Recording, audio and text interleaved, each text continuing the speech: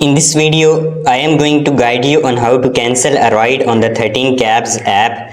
This can save you time, avoid unnecessary charges, and help manage your ride schedule better.